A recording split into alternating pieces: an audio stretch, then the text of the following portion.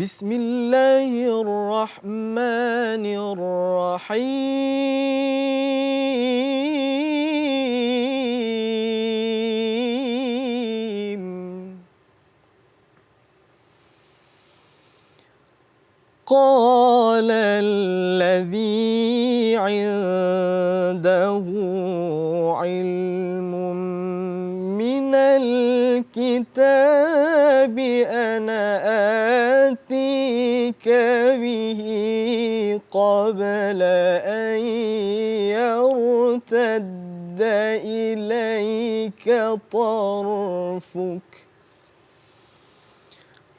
فلما رآه مستقرا عنده قال هذا من فضل ربي قال هذا من فضل ربي ليبلوني أأشكر أم أكفر ومن شكر فإنما يشكر لنفسه ومن كفر فإن ربي غني كريم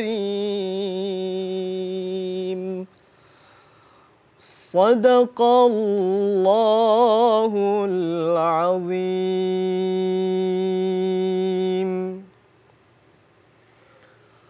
Aku berlindung kepada Allah dari godaan setan yang terkutuk dengan menyebut nama Allah yang Maha Pengasih lagi Maha Penyayang.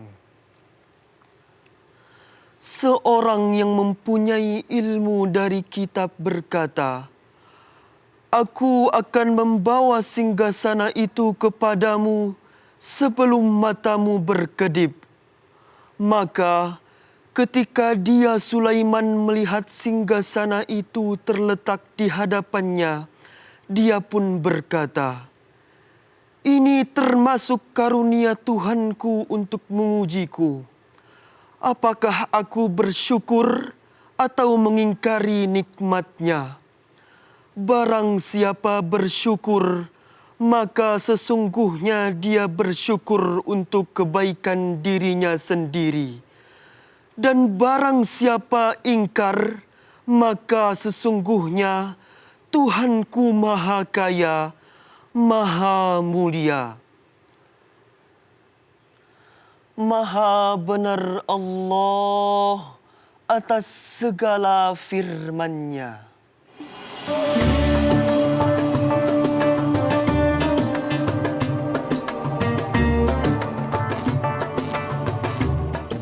Assalamualaikum warahmatullahi wabarakatuh.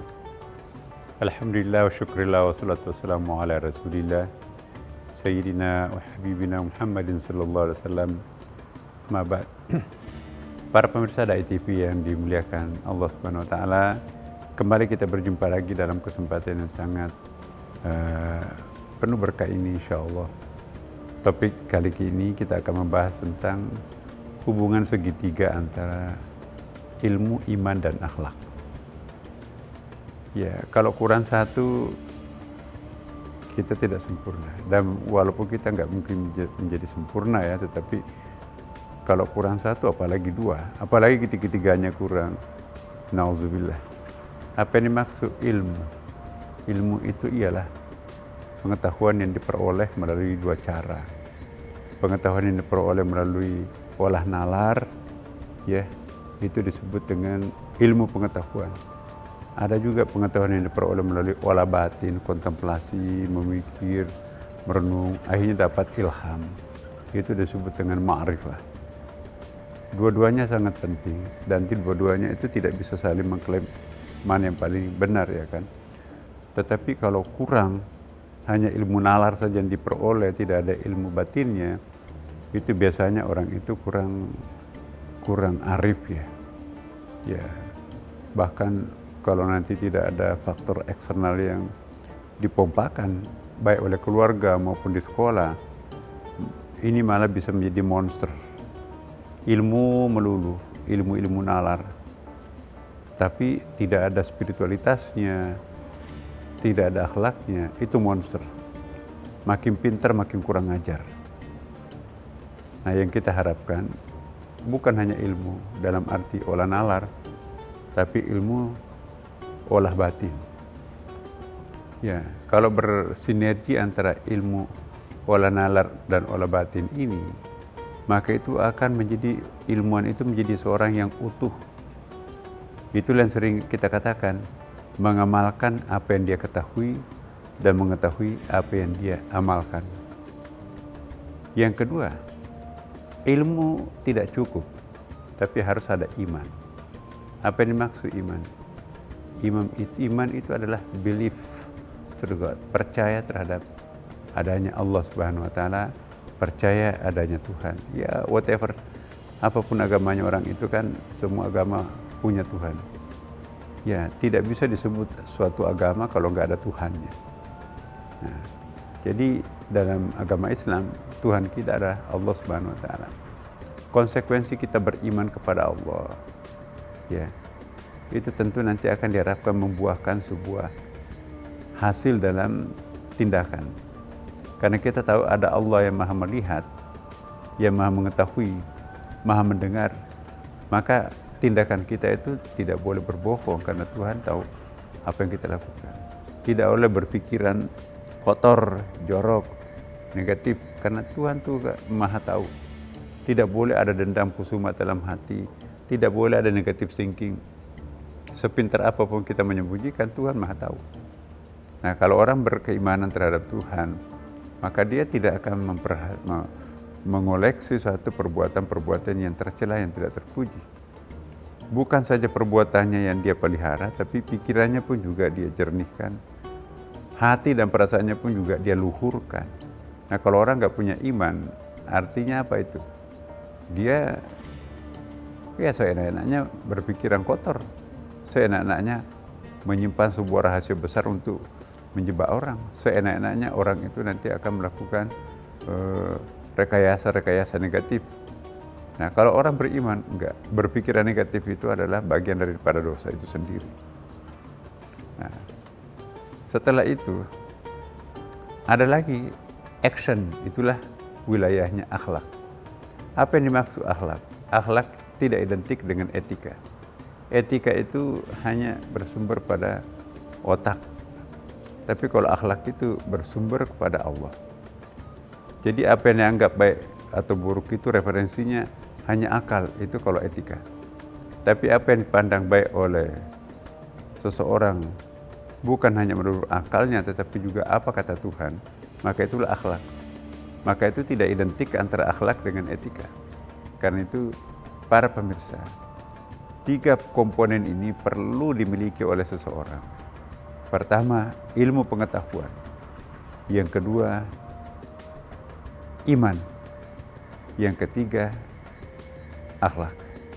Barang siapa yang memiliki secara seimbang antara ilmu, iman, dan akhlak, maka itulah orang yang disebut dengan manusia paripurna.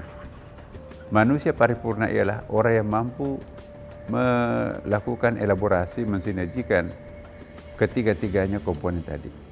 Nah, selanjutnya nanti kita akan lanjutkan setelah pesan-pesan berikut ini.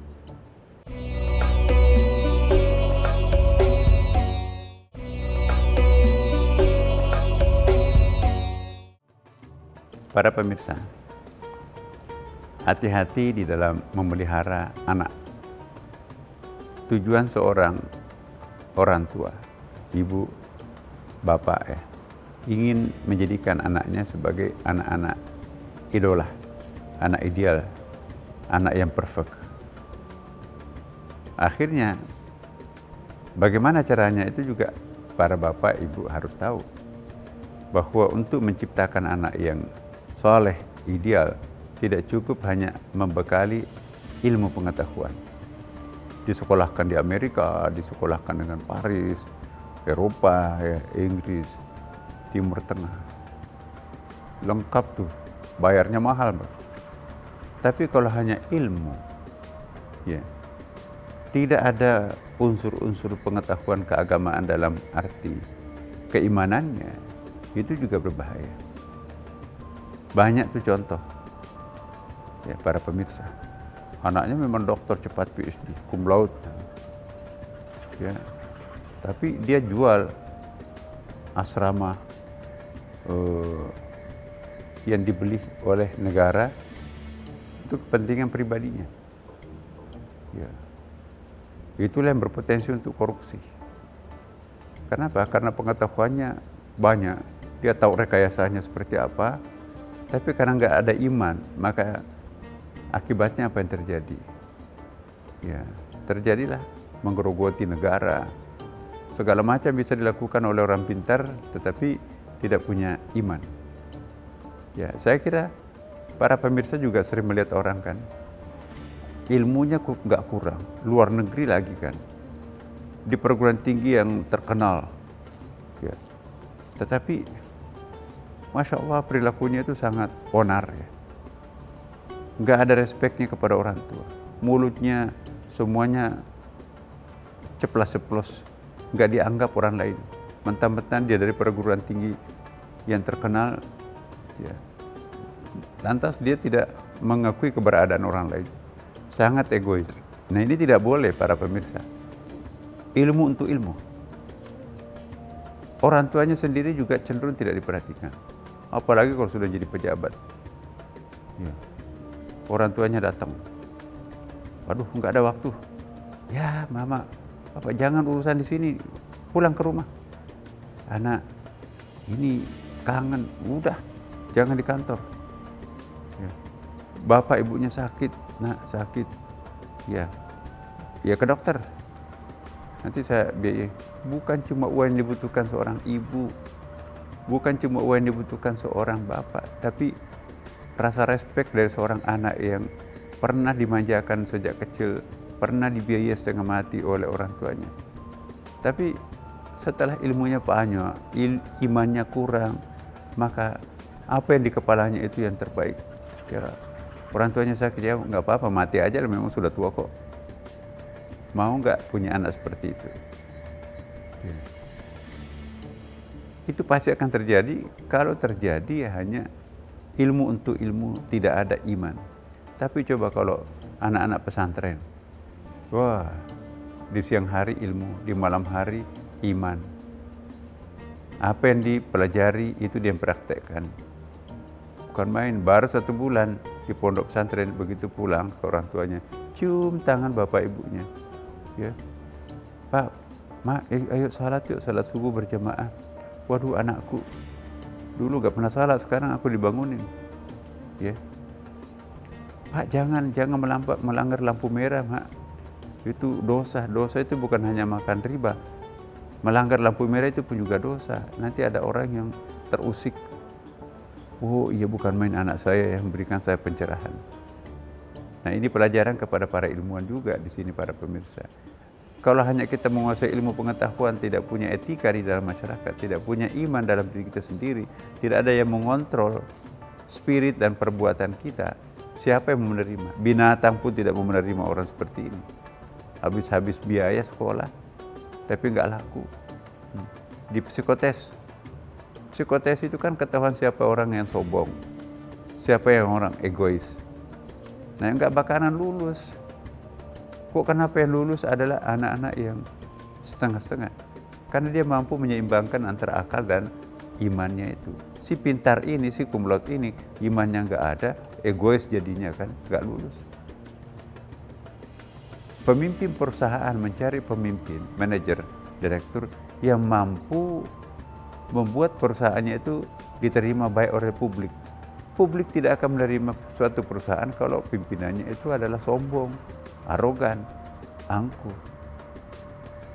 Nah, makanya tidak akan pernah mendapatkan tempat yang istimewa sekalipun ilmunya sampai setinggi langit, tapi kalau tidak punya iman, apalagi tidak punya akhlak.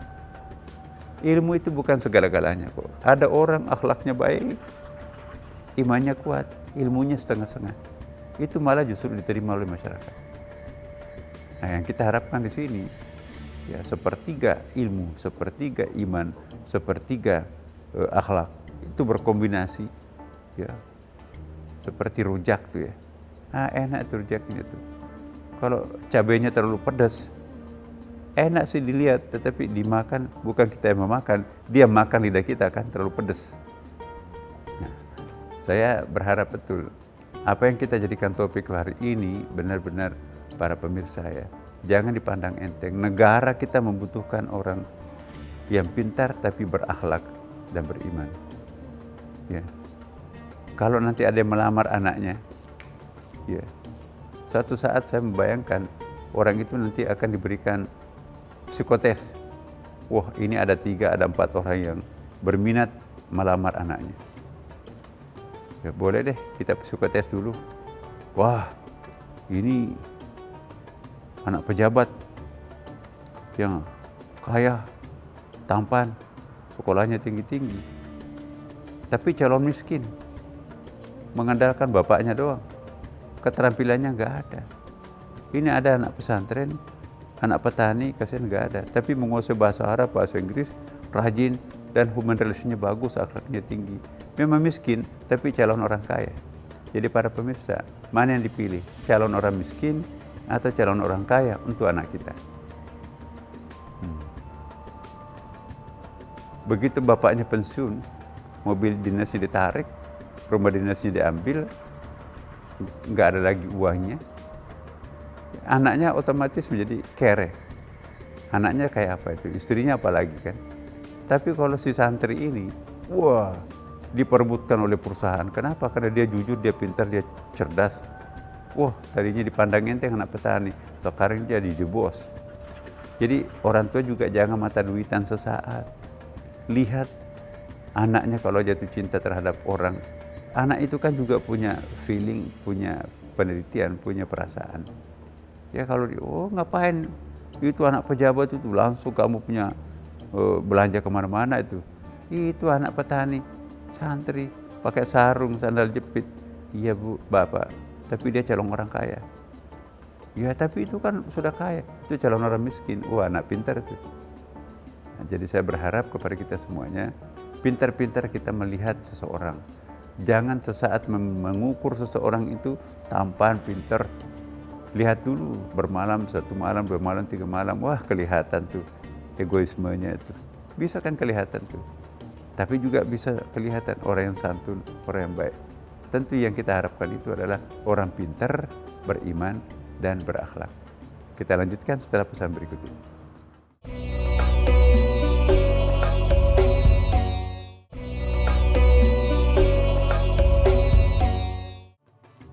Ya, para pemirsa, pembahasan ketiga sekarang ini adalah akhlak. Tadi ilmu, kemudian iman. Sekarang akhlak. Ilmu dan iman tanpa disertai dengan akhlak. Akhlak itu penampilan luar, aksesoris kehidupan. Kalau itu enggak ada, itu tidak muncul diri kita sebagai seorang ilmuwan. Tidak percaya orang itu kalau kita itu beriman, kalau itu suka buka aurat, ya, suka ceplas-ceplos, suka teriak-teriak, suka melakukan sesuatu yang ya kurang rasa malunya lah. Nah, orang yang tidak punya rasa malu itu mayat yang berjalan. Ya sayang-sayang deh, orang disekolahkan di luar negeri, ya, tapi kok begitu? Nggak ada temannya yang abadi. Kenapa? Karena nggak ada akhlaknya. Tapi orang yang berakhlak, ya semua dia seperti pembawa energi positif. Di mana-mana orang respect. Ayo foto dong, foto.